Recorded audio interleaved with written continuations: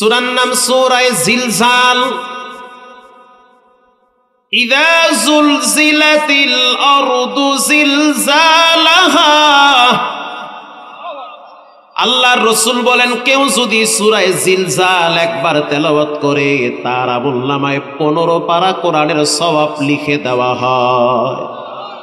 জি, 15 পারার সওয়াব অটোভাবে জমা হয়ে যাবে। যে ব্যক্তি 2 বার সূরা জিলজাল পড়ে, ওয়াকালাল ইনসানু মা লাহা।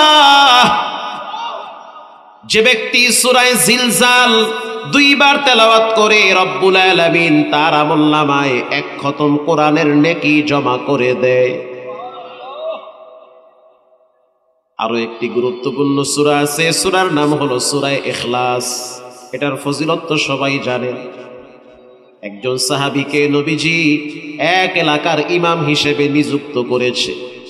ওই সাহাবী প্রতিদিন সূরা ইখলাস নামাজে পড়ে।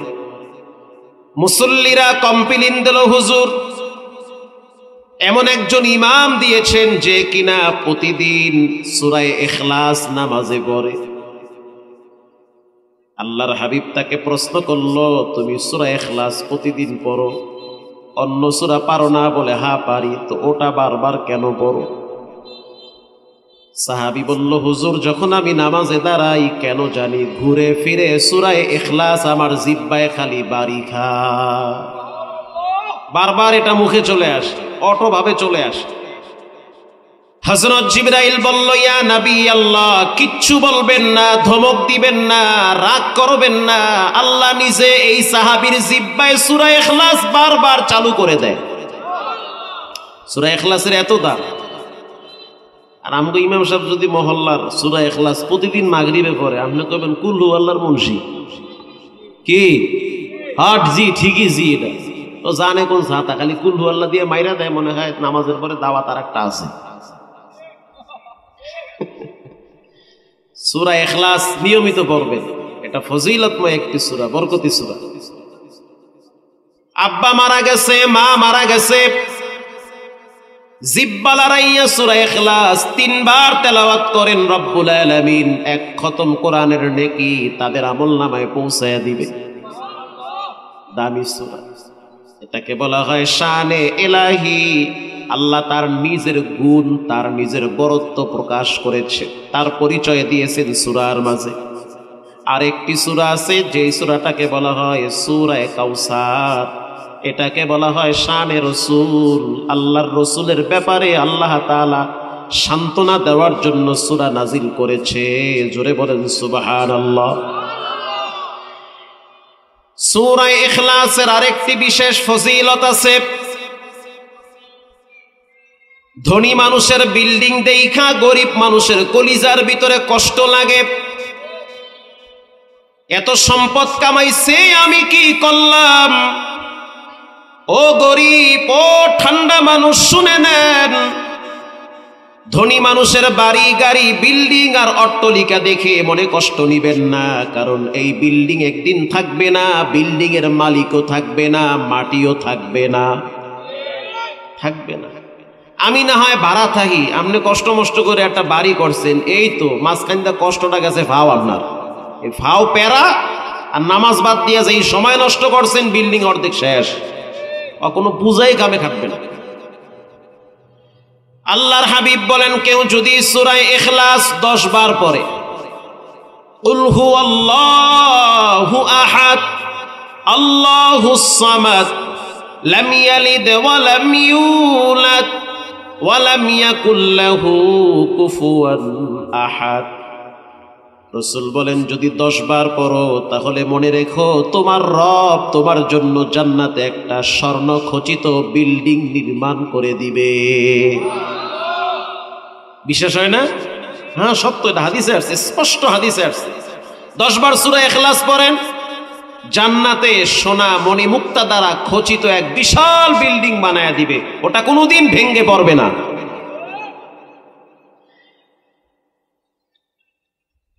রব্বুল আলামিন কোরআনে বলেন, ইয়াউমা লা ইয়ানফাউ মালুন ওয়ালা বানুন মাল কাজে আসবে না, এত কষ্ট করে পয়সা কামাইলাম কাজে আসবে না বলে।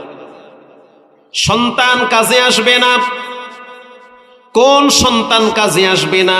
যেই সন্তানকে বাবা প্রতিদিন সকালবেলা কোচিং চিনায়, প্রাইভেট চিনায়, পরীক্ষা চিনায়, তবলা চিনায়, হারমোনিয়াম চিনায়, বড় মোবাইল চিনায়, মাগার নামাজ চিনায় না, ছেলে মেয়ে কাজে আসবে না। আপনি লিখে রাখেন, আরে বাচ্চা থাকতেই তো ছেলে মেয়ে কাজে আসে না মা বাবা। বর্তমান মদ গাঁজা হিরোইনের চেয়েও ভয়ঙ্কর এক নেশার নাম হলো পাবজি আর ফ্রি ফায়ারের নেশা। আলেমের ঘরে জালেম তৈরি হইতেছে এই মোবাইলের নেশায়। আলেমের ঘরে টাটকা আলেম, বুখারীর আলেম, আপনি কি মনে করছেন? বুখারী শরীফ পড়ায়, আবার বয়ানও করে। সন্তান বায়না ধরছে মোবাইল দেওয়া লাগবে, দিতেই হবে, না দিলে ভাত খাবো না। ছেলে পড়ে মাত্র 9 অথবা 10 পড়ে, আলিয়া মাদ্রাসায়। বাবা এক পর্যায়ে বাধ্য হয়ে সন্তানকে নিরুপায় হয়ে মোবাইল দিল। মোবাইলের এমন আসক্ত হইল, লেখাপড়ার ঘরে আগুন ধরাইল। করবে না লেখাপড়া। ঘটনাক্রমে একদিন ঘর খালি, কেউ নাই, স্ত্রী গেছে বাবার বাড়ি। সন্তান গোপনে ওত পেতে আছে, বাবারে যেভাবেই হোক দুনিয়ার থেকে বিদায় করতে হবে। বাবাই হলো আমার আনন্দের প্রতিবন্ধকতা। আমি যা করতে চাই বাবা সেটা করতে দেয় না, বাধা হয়ে দাঁড়ায়। আর এই গজবের মোবাইলে তো কেমনে মানুষ মারে এই সবগুলা দেখা যায়।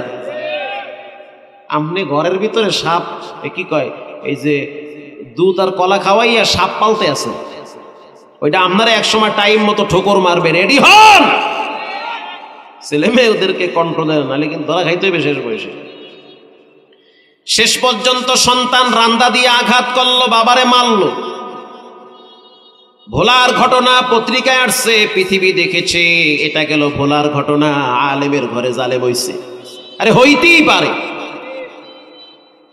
নূহ আলাইহিস সালাতু ওয়াস সালামের সন্তান কেনান, ছেলে তো জালেম, বাবা তো পয়গম্বর। নবীরা কোন সন্তান আর ছেলে মেয়েদেরকে হেদায়েত দিতে পারে না। হেদায়েতের সম্পর্ক আল্লাহর সাথে। বলেন হেদায়েতের মালিক কে? আল্লাহ তাআলা। কুষ্টিয়ার ঘটনা কে না জানে? বাবা ঘরে সুন্নত নামাজ পড়তেছে, ফজরের টাইমে মসজিদে যাইবে ফরজ নামাজ পড়তে। সন্তান ঘুমের ভাব ধইরা কম্বল গায়ে দিয়া চুপচাপ রইছে। আব্বাই সেজদায় যাইবে, কোনো কথা নাই, পাকের রুম থেকে বডি আইনা বাবার ঘাড়ের নিচে আঘাত করব। সেম তাই করল। কেন? গোয়েন্দা তদন্ত করে দেখলো এর সব মূল কাহিনী হলো মোবাইল। এই বাংলাদেশের ঘরে ঘরে যত পরকিয়া হয় এর পিছনে সবচেয়ে বড় অবদান হলো বিষাক্ত মোবাইল। হচ্ছে মেয়ের বয়স 14 বছর, বিয়ে দিতে গেলে মামলা কাজীও খায়, হুজুরও খায়, জোড়ো ওরে বিয়ে দেওয়ালে ঝামেলা আছে। অথচ 13 বছরের মাইয়া 24 বছরের যুবকের সাথে ভেগে যায়, তখন মামলাও হয় না, বাল্য প্রেমও হয় না। যা করে করুক, ওটা কোনো বিষয় না। মোরা কত করছি জুয়ান কালে। এজন্য রব্বুল আলামিন বলেন, ইয়াউমা লা ইয়ানফাউ মালু ওয়ালা বানুন ইল্লা মান আতাল্লাহা বিকলবিন সালিম।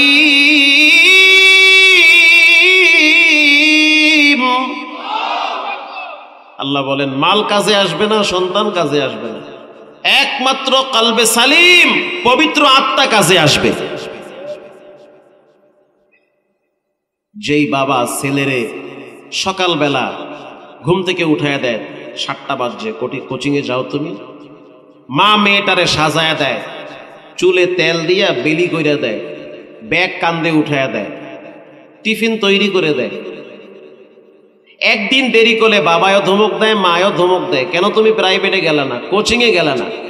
বড় দুঃখ আর পরিতাপের বিষয়, মুসলমান মা বাবা উপযুক্ত ছেলে মেয়ে পাশের রুমে ঘুমায়, ফজরও পড়ে না, জহুরও পড়ে না, আসরও পড়ে না, সারা রাত মোবাইল টিপে, মা বাবা একদিনও ধমকও দেয় না, শাসনও করে না, কিচ্ছু বলে না। বলবে কেমনে? বাপ হয়েও তো নামাজ পড়ে না।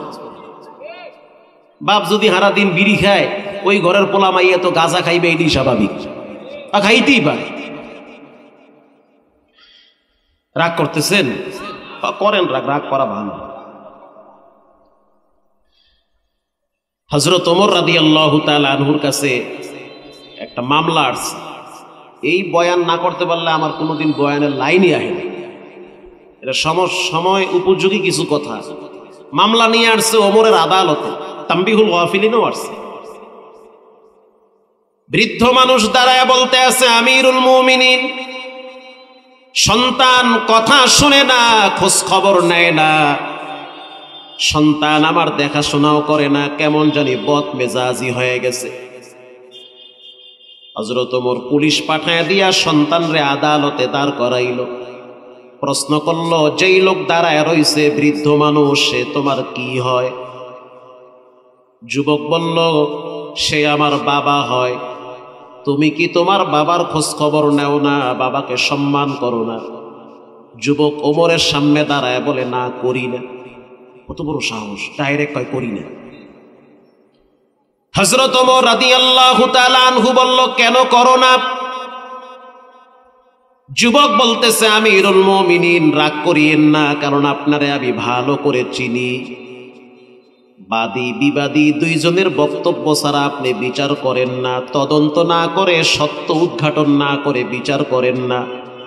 আর বর্তমান বাংলাদেশের ভিতরে টাকার বস্তা যেই দিকে বিচার যায় সেই দিকে।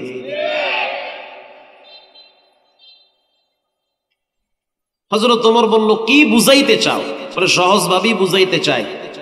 আব্বার বক্তব্য শুই না আমার উপরে রাগ করবেন না, আমারও তো কিছু বক্তব্য আছে, আছে না নাই? হযরত ওমর বলল, তোমার কি বক্তব্য পরিষ্কার ভাবে বলো। যুবক বলল, আমিরুল মুমিনিন, আমি একটু গোড়ায় আসি। প্রথমে জানতে চাই, দুনিয়াতে বাপ আগে আসছে না ছেলে আগে আসছে? ওরে আল্লাহ, কয় কি?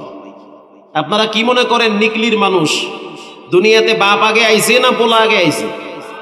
ভুলে ভুলে পোলা আগে আইয়ে পড়ছে না, বাপ আগে আইয়ে পড়ছে না? হযরত ওমর বলতেছে, দুনিয়াতে বাপ আগে আসছে। দায়িত্ব কার আগে জানায়া দেন? আব্বার আগে না আমার আগে? বাবার দায়িত্ব আগে না সন্তানের দায়িত্ব আগে? এটা একটু বলেন আপনি। হযরত ওমর বলল, দায়িত্ব বাবার আগে। হেইডেই তুমি শুনতে চাই। দায়িত্ব কি কি জানায়া দেন, বাবাও শুনুক আমিও শুনি। কামা তাদিনু তুদানু, যেমন কর্ম তেমন ফল। হযরত ওমর বলল, বাবার দায়িত্ব তিনটা। কয়টা? তিন দায়িত্ব বাবা। এক নম্বরে বাবার দায়িত্ব হলো সন্তানের জন্য ভালো একটা মা নির্ধারণ করা। আল্লাহু আকবার, জোরে বলেন। বাবার প্রথম দায়িত্ব সন্তানের জন্য ভালো একটা মা নির্ধারণ করা। বাবার দ্বিতীয় দায়িত্ব সন্তানকে কোরআন শিক্ষা দেওয়া। বাবার তিন নম্বরের দায়িত্ব সন্তানের জন্য ভালো একটা নাম রাখা। যুবক বলল, আব্বাকে একটু জিজ্ঞেস করেন আমার নানার বাড়ি কোথায়, আমার মায়েরে বাবায় কেমনে কেমনে বিয়ে করছে, সাক্ষী কারা ছিল, একটু বলতে বলেন। হযরত ওমর মুরব্বির দিকে তাকায়া বলল, সত্য করে বলো মুরব্বি, এই যুবকের মাকে কোথা থেকে নিয়ে আসছো? মুরব্বি মাথা নিচু করে চোখের পানি ছেড়ে কান্দে আর বলে, আমিরুল মুমিনিন, বেয়াদবি হয়ে গেছে। যৌবনকালে রক্তর গরমে আকাম গড়াইয়া লাইছি। কি ঘটাইছো? এক রাখালের ঘর থেকে বাগায় নিয়ে আইছি, হেডের ঘরে হয়েছে। সুবহানাল্লাহ। মানে এক রাখালের বউরে আমি ভাগাইয়া নিয়ে আসছি। হযরত ওমর বলল, তাল ইদ্যত টিদ্যত করি কিছুই বুঝি না, আনছি, বাচ্চা হইছে। এই জন্য ভালো ফলের আশা করতে হইলে ভালো একটা গাছ লাগাইতে হয়। রাস্তা দিয়া যদি সুন্দরভাবে হাঁটতে চান তাহলে রাস্তাটা উঁচা নিচা আছে কিনা টর্চ লাইট মেরে রাত্রে বেলায় দেখতে হয়, তা না হলে হোঁচট খেয়ে পড়ে যাবেন। হযরত ওমর রাদিয়াল্লাহু তাআলা আনহু বলল, বাবার 2 নম্বরের দায়িত্ব সন্তানের জন্য নাম রাখা। তোমার নাম কি? বলে আমার নাম হলো হাফেল, মানে ধ্বংস হয়ে যাও। সন্তানের বাপ, তুমি তোমার সন্তানের নাম এটা কোত্থেকে রাখছো? বলে আমার মনে চাইছে রাখছি। ও, তাহলে সমস্যা তোমার মনের। সন্তানকে কোরআন শিক্ষা দিছো? কয় না, দেই নাই। সন্তানকে যদি কোরআন না চিনাও, রব না চিনাও, রসুল না চিনাও, পশ্চিম না চিনাও, একটা টাইমে দেখবা সন্তান মা বাবাকেও চিনবে না। তো ফল পায় গেছো তুমি। কারণ বিচারের ময়দানে সন্তান মা বাবার বিরুদ্ধে মামলা দায়ের করবে। রব্বানা ইন্না আতা'না সাদাতানা ওয়া কুবারানা ফাআদাল্লুনাস সাবিলা। আল্লাহ, আমার দোষ নাই, বড়দের দোষ। আমার আব্বা আম্মা, এদেরকে ধরেন, শাস্তি এদেরকে দেন। আরে আমরা 3 ভাই আল্লাহর দয়ায়। আরো 1 ভাই ছিল, মরে গেছে পানিতে পড়ে। 2 বোন, 6 ভাই বোন, আল্লাহ শুকরিয়া। এখনো পর্যন্ত বাবার সামনে কথা বলতে গেলে 3 বার ভাবি। কারণ ছোটবেলায় বাবারে দেখছি মসজিদের বারান্দায় চিকন কঞ্চি নিয়ে বসে থাকতো। একদিন ফজরে দেরি করে গেলে কোনো কথা নাই, পাঞ্জাবির কাপড় টান কইরা বিসমিল্লাহ ছাড়া 3টা মারত। বাপ যদি ঠিক থাকে পুরা ফ্যামিলি এমনি ঠিক হয়ে যায়, বাপই তো ঠিক নেই। রব্বানা আতিহিম যিফাইনি মিনাল আযাবি ওয়ালআনহুম লা'নান কাবীরা।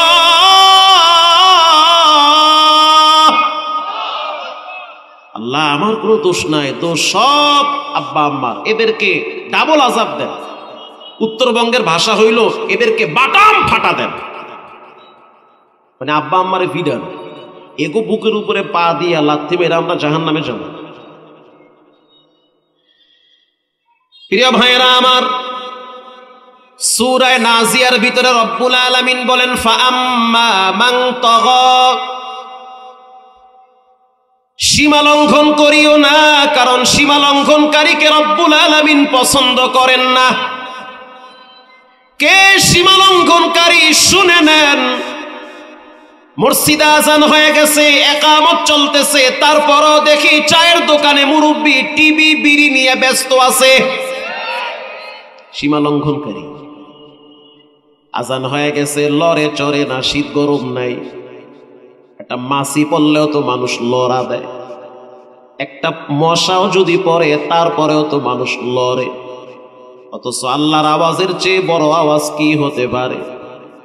মসজিদ থেকে আপনাকে ডাকা হয়েছে, ও আল্লাহর বান্দা, আসো, তোমার রব তোমারে তার ঘরের মেহমান হিসাবে ডাকছে। কিন্তু আপনার ভিতরে শীত গরম নাই, আপনি দোকানের শাটারও লাগান না, হিসাব নিয়ে ব্যস্ত আছেন, কাস্টমারের চাপ বাইরে গেছে। আল্লাহরে আপনি বৃদ্ধাঙ্গুল দেখায় দিছেন, আল্লাহর কথা শোনার টাইম নাই। আল্লাহ বলেন, ফাআম্মা মান তাগা, সীমা লঙ্ঘনকারী কারা শুনে নেন। ওয়া আথারাল হায়াতাদ দুনিয়া, যারা দুনিয়াকে প্রাধান্য বেশি দেয়, দুনিয়া দুনিয়া নিয়ে যারা ব্যস্ত, দুনিয়া নিয়ে যারা শুধু খায় আর ঘুমায়, এরাই হলো সীমা লঙ্ঘনকারী। হাদিসে আসছে 3টা জিনিস তুমি দ্রুত করো, ধৈর্য ধরিও না। বাকি সব কাজে তুমি ধৈর্য নিয়া, সহ্য নিয়া, ঠান্ডা মাথায় ভেবে চিন্তে করো। 3টা জিনিসের ব্যাপারে কখনোই তুমি সময় কাল ক্ষেপণ করিও না। 1 নম্বরে নামাজ। আল্লাহু আকবার বলেন। নামাজের আজান হয়ে গেছে, চুপচাপ থাকিও না, দৌড় দাও।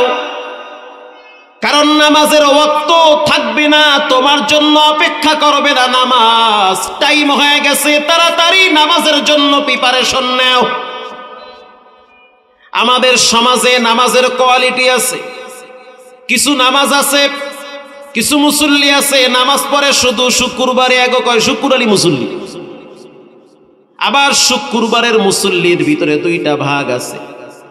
এক ভাগ এরা শুক্রবারে ঠান্ডা মাথায় মসজিদে যায়, যাওয়ার পরে রিল্যাক্স মুডে সালাত জুমা আদায় করে, সুন্নতও পড়ে, 2-4 টাকা বাক্সে দানও করে।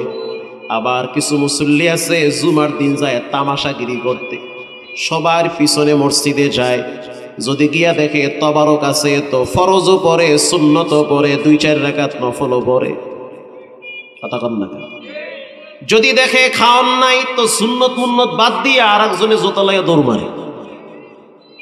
আপনারা এই মসজিদে আগামী শুক্রবার যদি খাসি কাইটা বিরিয়ানি পাকান, দেখবেন এই মাঠেও জায়গা হবে না, তলায় গেছে সব। আবার কিছু মুসল্লি আছে সিজনাল মুসল্লি, শুধু সবে কদর আর সবে বরাত। আবার কিছু মুসল্লি আছে মরার ডরে হঠাৎ নামাজ ধরে। কেমনে ঠিক? ঢাকার থেকে বরিশালে যাইতেছি লঞ্চে ঢুইকাই দেখবেন কিছু মানুষ তাস খেলায়। কি খেলায় না? শ্বশুর বাড়ি আইছে, লঞ্চ এটা যায় পানির উপর দিয়ে, পানিতে ভাইসা ভাইসা যায়। একটাবার চিন্তা করে না যে কত লঞ্চ পানির নিচে চলে গেছে, কত লঞ্চে আগুনও ধরছে ক্রাশ হয়ে। সে ঠান্ডা মাথায় রিল্যাক্স মুডে বৈশা বৈশা তাস খেলায়। মাগরিবের নামাজের টাইমে 2-1 ডাক দিলাম, মাত্র কয়েকজন নামাজের জন্য দোতলায় গেল। বাকি হাজার হাজার মুসলমানরা নামাজ পড়ে না, তাস খেলায়, বিড়ি খায়, টিভি দেখে, ক্রাম বোর্ড খেলায়, মোবাইল নিয়ে ব্যস্ত। মা মেয়ে বাবা একত্রিত হয়ে বসে বসে হিন্দি নাচ গান ছবি দেখে। লজ্জা শরম গেছে, এজন্য বাবার নাকের ডগায় আর একটা ছেলের নিয়ে ভাইগা যায়, ঘরে লজ্জা শরম নাই। সব তো ঘরেই দেখা যায়, লজ্জা আবার কোন ছাতা। গেল মাগরিব, গেল এশা, লঞ্চ চাঁদপুর ক্রস করবে। ডাইনে পানি, বামেও পানি, পানি আর পানি, কিচ্ছু দেখা যায় না। এর মধ্যে আবার বৃষ্টি শুরু হয়ে গেছে, আবার তুফানে মারছে বাড়ি। লঞ্চ একবার ডাইনে যায়, আবার বামে যায়। রাত তখন 3টা। চাঁদপুর মোহনায় যদি কোনো লঞ্চ ঢুকে, তখন ওই লঞ্চের মাজা ব্যথা হয়ে যায় তুফানের বাড়িতে। কথা বুঝেন না? তুফানে এমন জোরে বাড়ি মারে যে লঞ্চ একবার ডানে যায় আর একবার বামে যায়, শক্তি হারায় ফেলায়। সারেংম্যান 3 জনে ধৈর্য সিগন্যাল দেয় যে এই বুঝি পানির তলে যাইতেছি। তখন আমি 3 তলায় কেবিনে যখন দেখলাম লঞ্চ ঘুরতে আছে, উনি আল্লাহ কি কিয়ামত নেই। বারান্দায় নাইমা দেখলাম তাস খেলেন না 3-4 জন মুরব্বী লম্বা তসবি নিয়ে উপরে উঠছে। হুজুর পশ্চিম কোন দিকে? হুজুর পশ্চিম কোন দিকে? What is this? এটা আবার কি? আইলেন না মাগরিবে, আইলেন না এশায়, দেখলাম তাস খেলাইতে, এখন কোন পশ্চিম কোন দিকে মানে কি? মানে সহজ, মনে করছি বাঁচমু কয়দিন, এখন দেখি উপায় নাই। যেইকে দেয় তুফানে বাড়ি মারছে, লাশও তো খুঁজে পাওয়া যাবে না, মাছ তো অপেক্ষায় আছে কোন সময় পানি তলে যাবে। এই যে হঠাৎ পশ্চিম খুঁজে, এটাকে বলা হয় মরার ডরে হঠাৎ নামাজ। 3 বন্ধু নদী পাড়ি দিব, পার যাবে। 3 জনই ঢাকায় থাকে। ঢাকার থেকে বরিশাল গেছে কাউয়ার চরে, একটা চর আছে নাম হয়েছে কাউয়ার চর। চরের ওই পারেও কিছু মানুষ থাকে, তবে এলাকাটা বড় চমৎকার, দেখলে বড় ভালো লাগে। 3 বন্ধু নৌকা নিয়ে নদীর মাঝখানে গেছে, নেটওয়ার্ক গেছে গা, মনে করছে রিল্যাক্সে ওপার যাব, পিকনিক খাবো।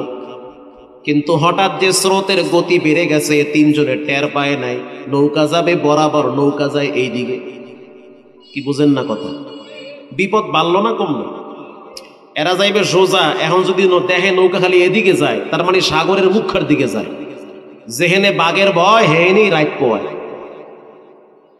ইন দি মিন টাইমে বুঝতে পারলো সূর্য লাল হয়ে গেছে। 3 বন্ধু চিন্তায় পড়ে গেল, নিজ ইচ্ছায় কি মরার দরজায় আইসিনি। টেলিফোন করে যে বলবো যে বাঁচাও, নেটওয়ার্ক নাই, বলতেও পারবো না।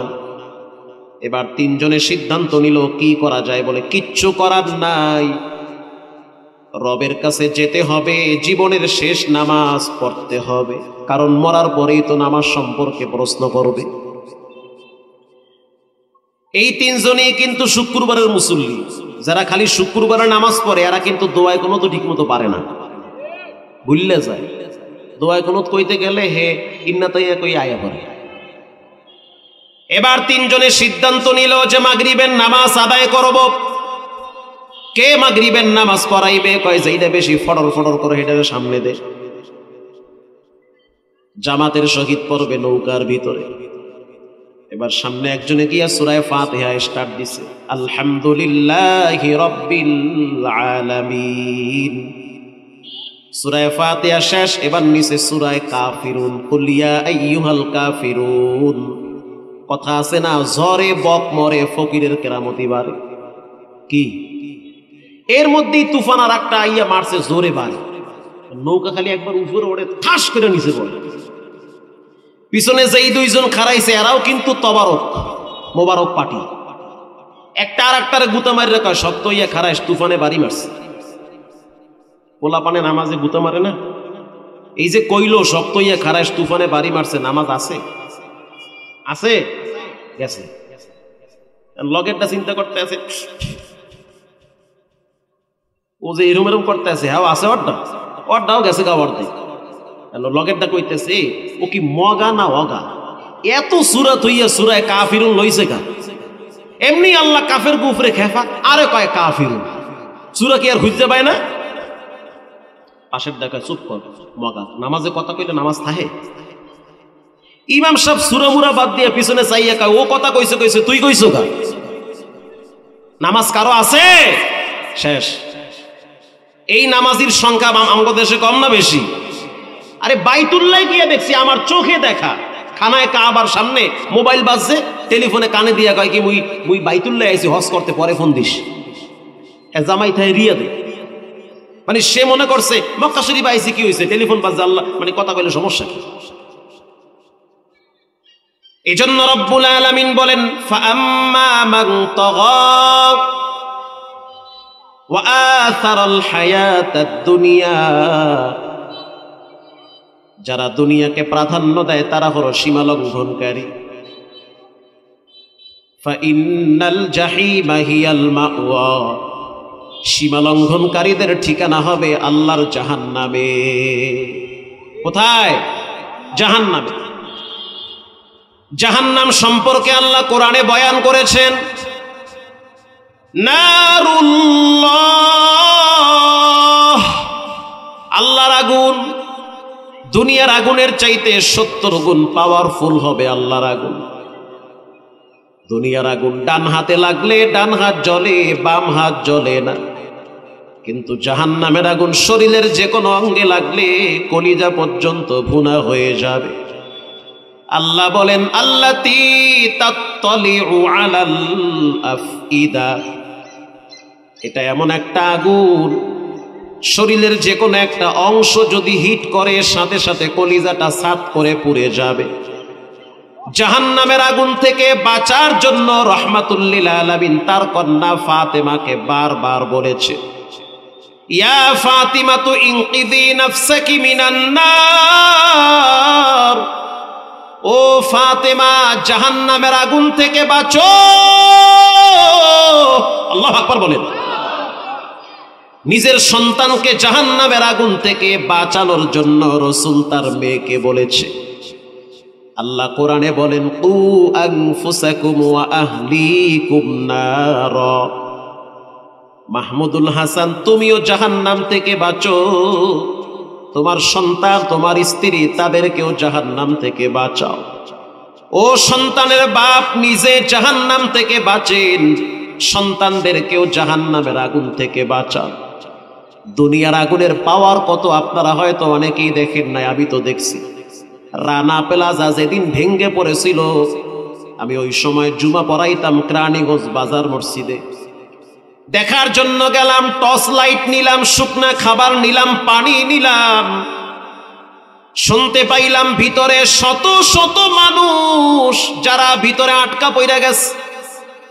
আবার ওই ভিতরে আগুন লাগছে, এমন এক যুবককে বের করলো যার বাম হাতটা পুরাটাই আগুনের ধোঁয়া বের হইতেছে। আমার চোখে দেখা আগুনের ধোঁয়া বের হচ্ছে, কারণ যখন ওয়াল ভেঙ্গে পড়ছে এক সাইড ওই পাশে গেছে, বাম বডিটা এই পাশে চাইপা আছে, হাতে আগুন লাগছে, এইটা জ্বলতেছে মাগার এদিকে জ্বলে না।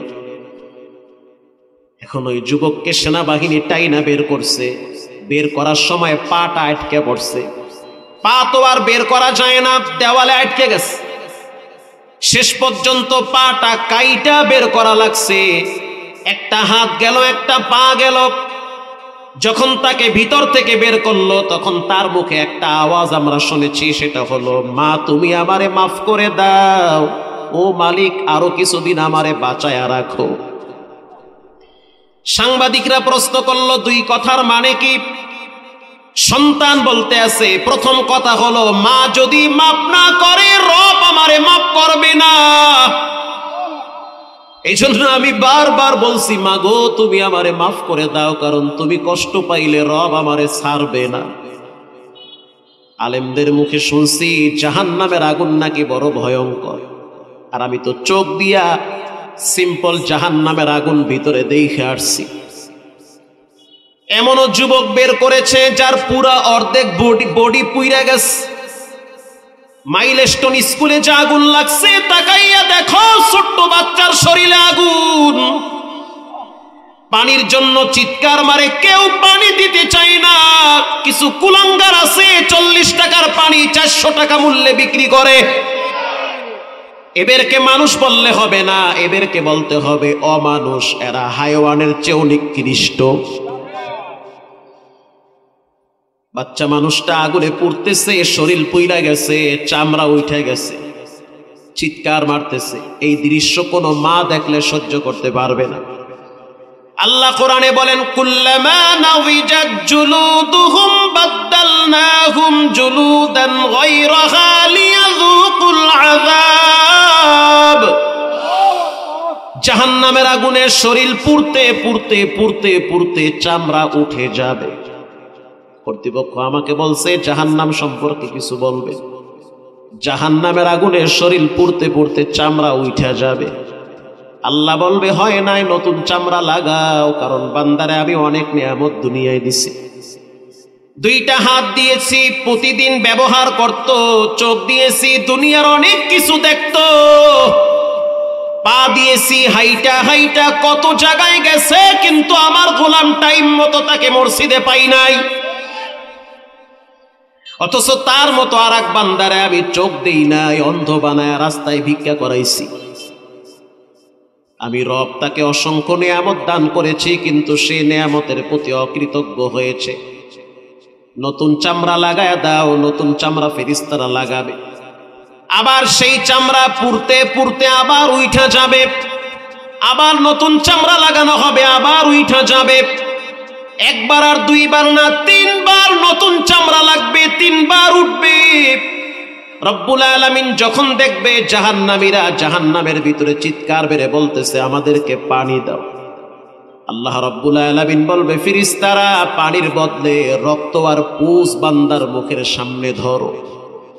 রক্ত আর পুষ ধরবে, খাও, পান করো, শান্তি নাও, তৃপ্তি গ্রহণ করো। বান্দা পানির পিপাসার ঠেলায় চিৎকার মেরে বলবে, যা আছে তাই দাও। রব বলবে, আমি বান্দারে কোটি কোটি গ্লাস পানি পান করাইছি বিনা টাকায়। আল্লাহু আকবার। আপনারা চিন্তা করে দেখেন, যেই লোকটা আইসিইউতে আছে, লাইফ সাপোর্টে আছে, লাইফ সাপোর্ট মানে হলো লাইফ দেয় আল্লাহ, সাপোর্ট দেয় ডাক্তারে। বলেন লাইফ মানে হায়াত, বলেন লাইফ মানে কি? সাপোর্ট মানে একটু সহযোগিতা করে। আপনি আমি এখন সুস্থ আছি, শ্বাস টানতে পারি, হঠাৎ যদি শ্বাস বন্ধ হয়ে যায়, সংকীর্ণ হয়ে যায়, ওই সময় যদি আপনাকে লাইফ সাপোর্টে নেওয়া হয়, রব আপনাকে লাইফ দিয়েছে বিদায় সাপোর্টের মূল্য আছে। অথচ ডাক্তার আপনার প্রতিদিন বিল করবে হাজার হাজার টাকা, কেন? আপনি তার সহযোগিতা নিয়েছেন। আর 30-40 বছর পর্যন্ত বিনা সহযোগিতায় আপনি যে শ্বাস টানলেন, আপনার রব একটা বারের জন্য একটা টাকাও নেয় না। নিচে প্রিয় ভাইরা আমার, জাহান্নামী সম্পর্কে আল্লাহ কোরআনে বলেন, ফাইন্নাল জাহিমা হিয়াল মাওয়া, যারা সীমা লঙ্ঘনকারী দুনিয়াদার তাদের ঠিকানা হবে জাহান্নামে পক্ষান্তরে। ওয়া আম্মা মান খাফা মাকামা রাব্বিহি ওয়া নাহান নাফসা আনিল হাওয়া ফাইন্নাল জান্নাতা হিয়াল মাওয়া, যারা রবের সামনে দাঁড়াইতে ভয় পায়, এই জন্য যারা গোপনেও পাপ করে না, প্রকাশ্যেও পাপ করে না, আল্লাহ বলেন তাদের ঠিকানা হবে মাওয়া নামক জান্নাতে। তানবীহুল গাফিলিনে আসছে, মসজিদে নববীতে আল্লাহর হাবিব ইমামতি শেষ করলো এশারের সময়। হযরত আবু হুরায়রা রাদিয়াল্লাহু তাআলা আনহু মসজিদে নববী থেকে তিনি এশারের নামাজের পরে বাড়ির দিকে যাচ্ছে। কিছু দূর যাওয়ার পর একজন নারী আবু হুরায়রাকে ডাক দিয়েছে, ও আবু হুরায়রা, কিছু কথা আছে বলতে চাই। তুমি না নবীর দরবারে থাকো, বৈশা বৈশা হাদিস মুখস্থ করো, তোমার মর্যাদা, তোমার শান, তোমার ইজ্জত অনেক বেশি আমি জানি। আমি একজন মহিলা মানুষ, দুর্বল, এমন একটা অশান্তিতে পড়ছি, এমন একটা ঝামেলায় পড়ছি, না পারি বলতে, না পারি সইতে। আবু হুরায়রা বলল, কি বলতে চাও, পরিষ্কার ভাবে বলো। মহিলা বলল, আবু হুরায়রা, আমি গোপনে একটা অপরাধ করেছি। অপরাধটা করার পর এখন আমি বুঝতে পারলাম আমার জন্য বিশাল দুনিয়াটা সংকীর্ণ হয়ে গেছে। কুল্লু নাফসিম বিমা কাসাবাত রাহিনা ইল্লা আসহাবাল ইয়ামিন,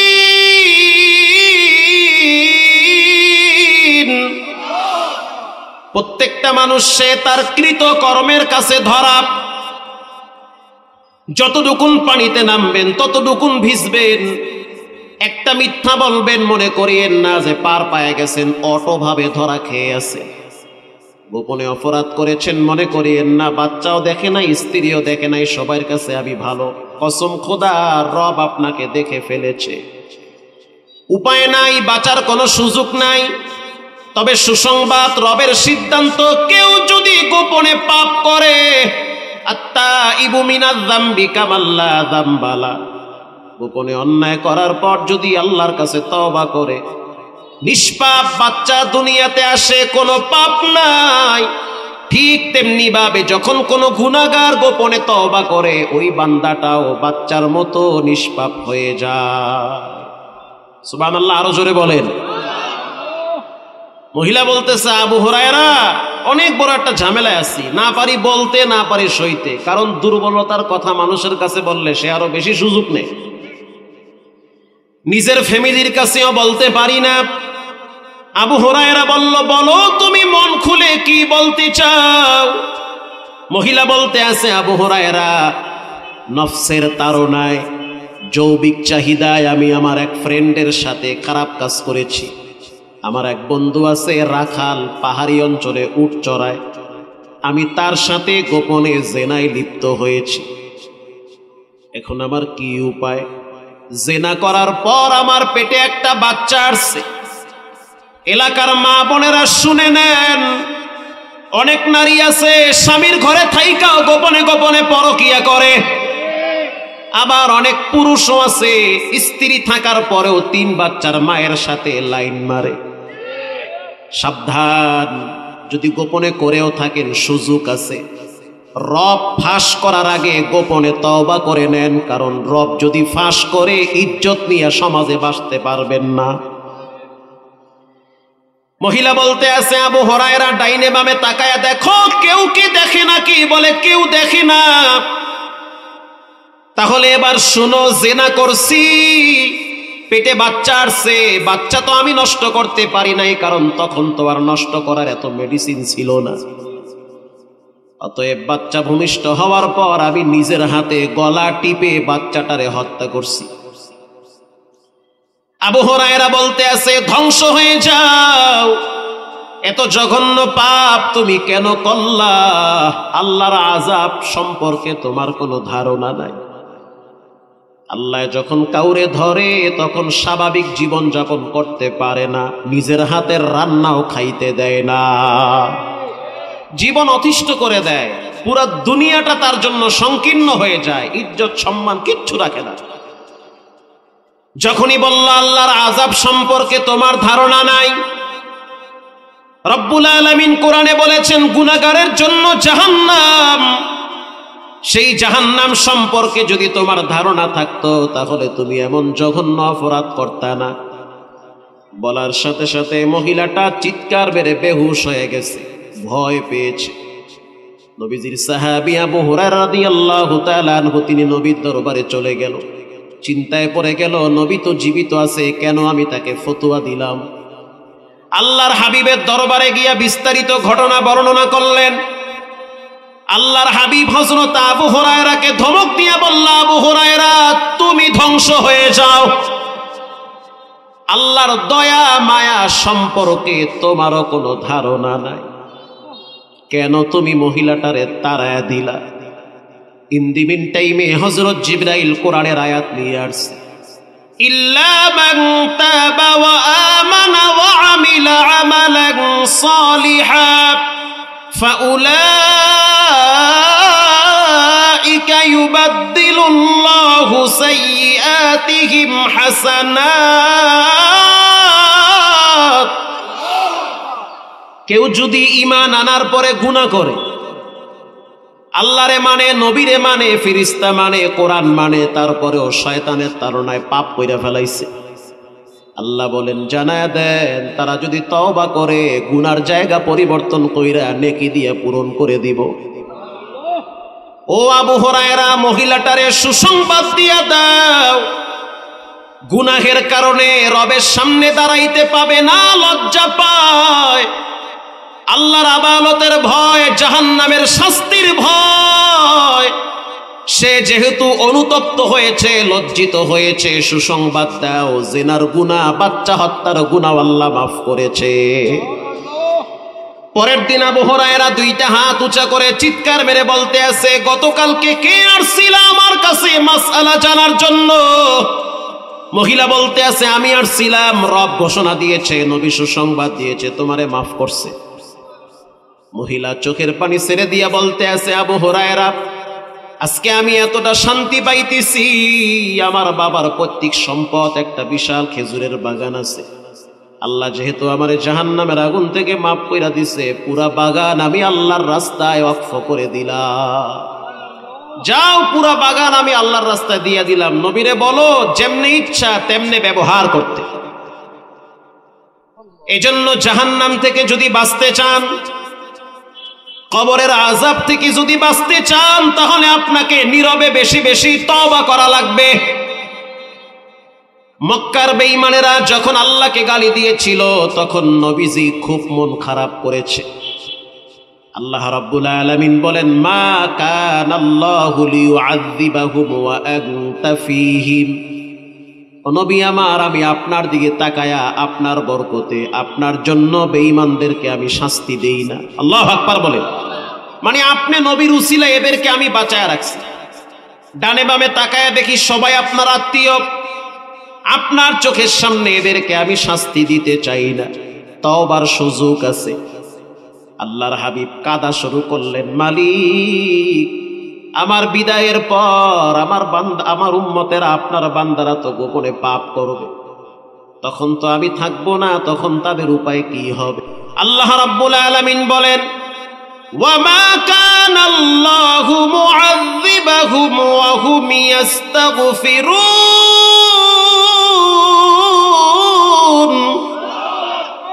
আপনি জানায়া দেন, আপনার উম্মতেরা যদি গুনাহ করার পরে গোপনে তওবা করে, একবার যদি বলে মালিক আমারে ধইরেন না, বেইজ্জতি কইরেন না, লজ্জা দিয়েন না, শর্মিন্দা কইরেন না, একটা বার যদি বলে মাফ করে দেন, নিজের স্ত্রীর বিছানায় শোয়ার পরেও বিছানার বিবি জানবে না যে আমি রব তারে মাফ করে দিয়েছি।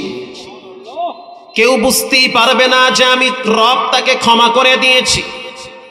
তাফসীরের কিতাবে আসছে, মুসা আলাইহিস সালামের যুগে বৃষ্টি বন্ধ হয়ে গেছে, চতুর্দিকে হাহাকার শুরু হয়ে গেছে।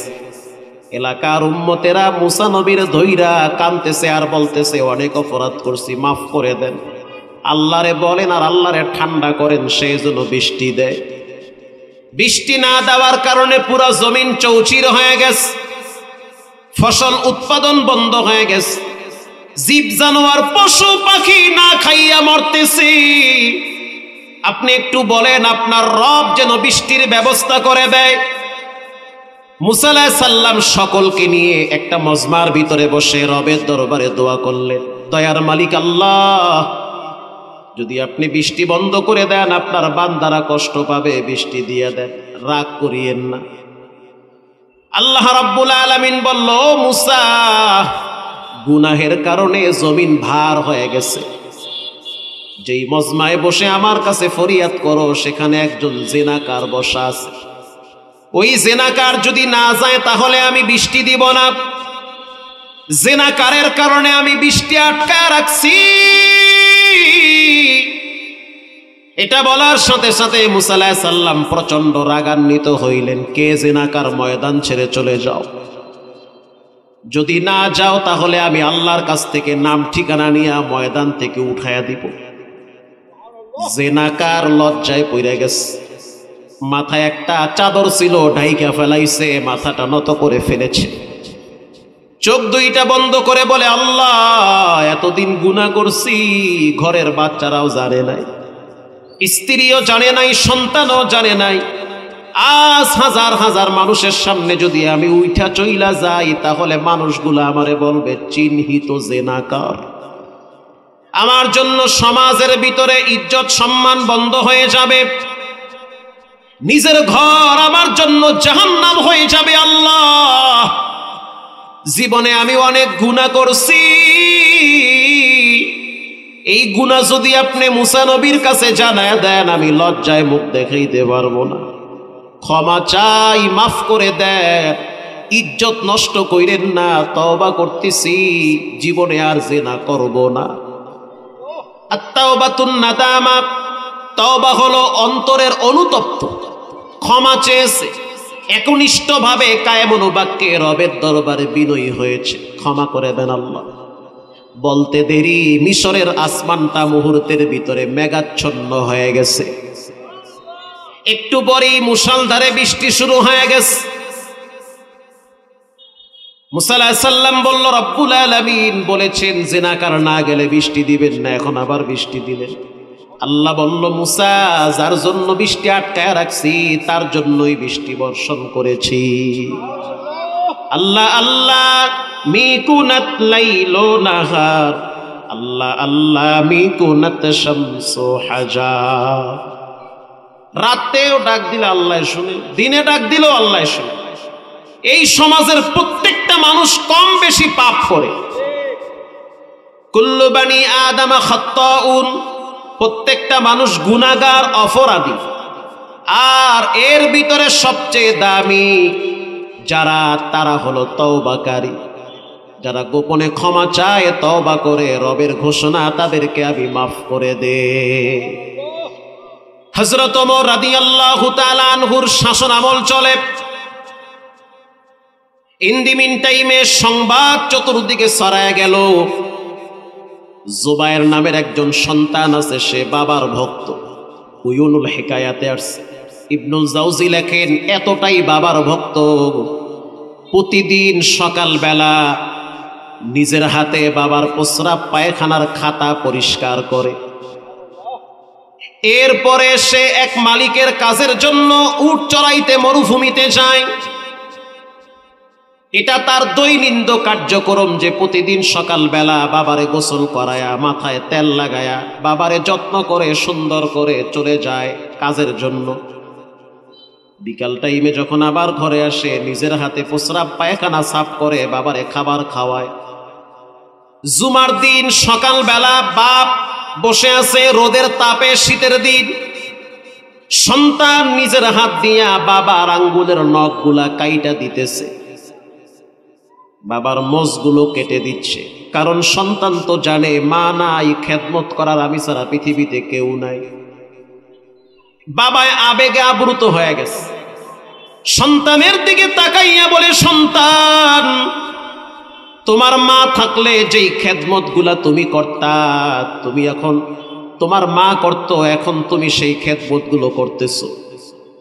অতএব বলো, তোমার জন্য আমি আল্লাহর কাছে কি দোয়াটা করতে পারি? একই তো জুমার দিন, আবার আমি তোমার বাবা, আমার দোয়া রব কবুল করবে আশাবাদী। সন্তান বলল, বাবা আমার জন্য দুইটা দোয়া করেন। এক নম্বরে রব্বুল আলামিন যেন আমাকে ঈমান আর তাকওয়ার উপরে মৃত্যু দান করে। আল্লাহু আকবার, জোরে বলেন। আরে মানুষ বাঁচে কয়দিন? ক্ষণস্থায়ী দুনিয়া, আমি যেন ঈমান আর তাকওয়ার উপরে মৃত্যুবরণ করতে পারি। আগের যুগে বাচ্চাদের ভিতরেও তো আল্লাহর ভয় ছিল। এমন একটা সময় ছিল যখন বাপ ছেলেরে নিয়ে রাস্তা দিয়ে হাঁটত, জান্নাতানি আইয়ামিনি ওয়া শিমাল, এমন এক বাগান ছিল, ডানেও আঙ্গুর ফল, বামেও আঙ্গুর ফল। তো বাপ ছেলেরে নিয়ে হাঁটতে হাঁটতে কিছু দূর যাওয়ার পরে বাপ ছেলেরে বলতেছে যে, সন্তান তুমি এখানে একটু দাঁড়ায় থাকো, আমি বাগানে ঢুইকা কিছু আঙ্গুর পাইরা নিয়ে আসি। মালিকের অনুমতি ছাড়া আঙ্গুর পাড়া হালাল না হারাম? তো সন্তান দাঁড়ায় রয়েছে, বাবায় কেবলমাত্র আঙ্গুর ফলের বাগানে ঢুকছে, সন্তানরে পাহারাদারি করার জন্য দাঁড় করায় রাখছে। ঢুইকা আঙ্গুর ফলের থোকা ধইরা টান মারছে। যখনই টান মারছে, সন্তান চিল্লানো শুরু করছে, ইয়া আবি আহাদু ইয়ারানা, কে যেন তোমার দিকে তাকায় রইছে। এইটা বলার সাথে সাথে বাপ জুতা ফালায় মারছে দৌড়। এই বুঝি মালিকে আয়া পড়ছে, পিতা দেবী বিসমিল্লাহ ছাড়া, ডরে দৌড়। কাছে গিয়া দেখে সন্তান একা দাঁড়ায় রয়েছে। বাপ ছেলেরে বলে, কই কেউ তো দেখি নেই। ছেলে বলে, বাবা মানুষ দেখে না তো কি হয়েছে, মানুষের রব তোমার দিকে তাকায় আছে, মানুষের আল্লাহ তো দেখতেছে। তখন বাবা ছেলেরে জড়ায় ধইরা আল্লাহর কাছে দোয়া করতেছে, আল্লাহ এইরকম সন্তান তো আমি দোয়া কইরাও চাই নাই, এমনি এমনি আমারে দিয়ে দিলা। এরকম চাঁদের টুকরা সন্তান তুমি আমারে দিলা, যেই সন্তান কিনা তোমার ভয় আমারে দেখায়, তোমার ভয় আমাকে দেখায়, এমন সন্তান তুমি আমারে দিলা। তা আগের যুগে বাচ্চাদের ভিতরেও রবের ভয় আছে, আর এই যুগে অর্ধেক কবরে গেছে, তারপরেও দেখবেন চায়ের দোকানে টিভির সামনে মোরাকাবায় থাকে, মসজিদে আসে না। সেই যুগ চলতেছে।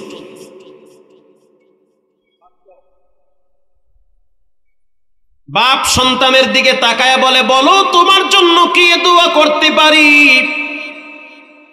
সন্তান বলল, দোয়া করবেন আল্লাহ যেন আমাকে ঈমান এবং তাকওয়ার উপরে মরণ দেয়। দুই নম্বরের দোয়া, রব্বুল আলামিন যেন আমার মৃত্যুর উপরে দুইটা জান্নাতের মালিক বানায়। এই যুবক প্রতিদিনের ন্যায় কাজের জন্য যখন যায়, পাহাড়ি অঞ্চল ঝাপ জঙ্গল পেরিয়ে তার মালিকের বাড়ি ডিউটিতে যায়। প্রতিমধ্যে এক সুন্দরী সুশ্রী নারী তাকে প্রথমে প্রেমের প্রস্তাব দিয়েছে। যখনই বলল, তোমার চরিত্র সুন্দর, তোমার আদর্শ ভালো, তোমাকে আমার অনেক পছন্দ হয়েছে, আমি চাই তুমি আমার সাথে পার্সোনাল কিছু সময় কাটাবে। যুবক স্পষ্ট জানিয়ে দিল, ইন্নী আখাফুল্লাহ, আমি একজন রে ভয় পাই, তিনি হলেন কে? যাও খালাস, কোনো কাহিনী চলবে না। দ্বিতীয় দিন আবার তাকে প্রস্তাব দিল, যুবক আমি চাই তুমি আমার সাথে একটু সময় কাটাবে। যুবক বলল, তোমার সাথে অবহিতভাবে সময় কাটানোর চেয়ে আমার মৃত্যুটা অনেক উত্তম, যাও তুমি। তৃতীয় দিন মেয়েটা আবার যুবকের রাস্তা আটকায় রাখছে, আজ যদি আমার সাথে তুমি পার্সোনাল সময় না কাটাও তাহলে কিন্তু আমি তোমাকে ধরে ফেলবো। ধরার পরে চিৎকার মারবো, সবাই মনে করবে যে তুমি আমাকে ব্ল্যাকমেইল করতেছো। বলার সাথে সাথে যুবক বলল, আল্লাহ গুনাহের কাজে জড়াবার আগে মৃত্যুটা আমার জন্য অনেক ভালো। ইউসুফ নবীকে তুমি যখন বাঁচাইছো, আমি তো ইউসুফ নবী না, কিন্তু মুহাম্মাদের উম্মত। সীমিত হায়াত দিয়ে দুনিয়ায় পাঠাইছো, গুনাহের কাজে জড়িত হওয়ার আগে আমার জন্য মরণ হয়ে যায়। মেয়েটা যখন জড়ায় ধরল, যুবক চিৎকার মেরে বলল, রব্বুল আলামিন আমাকে মৃত্যু দাও। হাদিসে আসছে বান্দার কখনো কখনো দোয়া বিনা পর্দায় সাথে সাথে কবুল হয়ে যায়। শরীরে জ্বর চলে আসছে, মেয়েটা ছেড়ে দিল, প্রচন্ড গরম মনে হয় হিট করল, মেয়েটা ভয়েতে চলে গেল। যুবক মাথা ঘুরায়া পাথরের উপরে পড়ে গেল। পড়ার পরে সে একা একা আঞ্জা দিয়া কেবলার দিকে মুখটা ফিরায় নিল। পাহাড়ি অঞ্চলের বন্ধু বান্ধব দৌড়ায় কাছে আসলো, তাকায়া দেখলো তার শ্বাস আর চলে না, প্রাণ পাখি বেরিয়ে গেছে। চেহারাটা সুন্দর, মনে হয় যেন পূর্ণিমার চাঁদ ফুটে আছে। নেককার যুবক, আল্লাহওয়ালা যুবক। বাবারে সংবাদ দিল, বাবায় লাঠিতে ভর দিয়া দিয়া সন্তানের কাছে আসলো। পাহাড়ি যুবকরা পাহাড়ের ভিতরে তারে গোসল করাইল। কাপনের কাপড় নাই, একজনের জামা দিয়া তারে কাপনের কাপড় পরাইয়া দিল। এরপরে পাহাড়ে গর্ত খনন করলো, কবর খনন করলো। কবর খনন করার পর বাবা নিজে সেই কবরে লাঠিতে ভর দিয়া নামছে। নামার পর উপস্থিত বন্ধু বান্ধবদেরকে বলল, লাশটারে আমার কোলে দাও। লাশ বাবায় কোলে নিতে পারে না, সহযোগী একজন নিয়ে লাশটা মাটিতে রাইখা চোখের পানি ছেড়ে কেঁদে দিয়েছে। মাটির দুই পাশে হাতটা বাড়াইয়া বলতে আছে, ও মাটি, এটা আমার সন্তান, চাপ দিবি না। আমার সন্তান বড় নেককার, বড় দিনদার, বড় পরেশগার। আর যেই জমিনে রাখছি এই জমিন তো মদিনাওয়ালার জমিন। আমার সন্তানের উপরে আমি সন্তুষ্ট আছি। এটা হলো বাবার আবেগ, বাবার আবেগ মারা কথা, ভালোবাসার বহির্প্রকাশ। লাশ কবরে রাখলো, এরপরে চলে গেল মসজিদে নববীতে।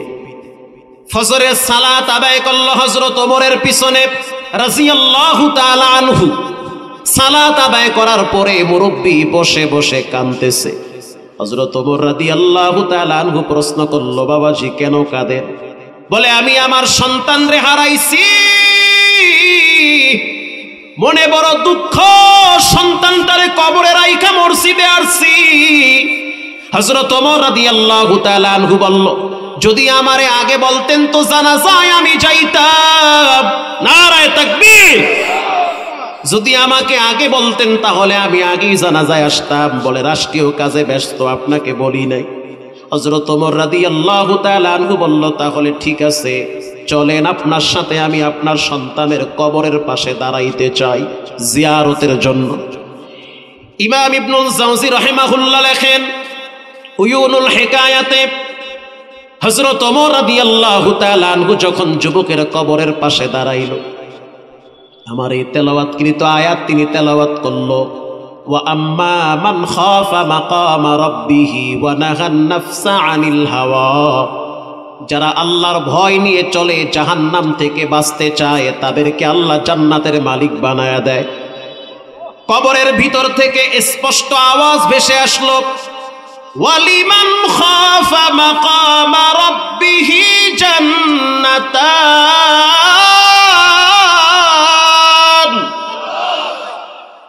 রব্বুল আলামিন ঈমান আর তাকওয়ার কারণে একটা জান্নাত দেয় নাই, দুইটা জান্নাতের মালিক বানাইছে। এজন্য ওয়াদা করে নেন, জীবনে কোনোদিন নামাজ ছাড়বো না, হারাম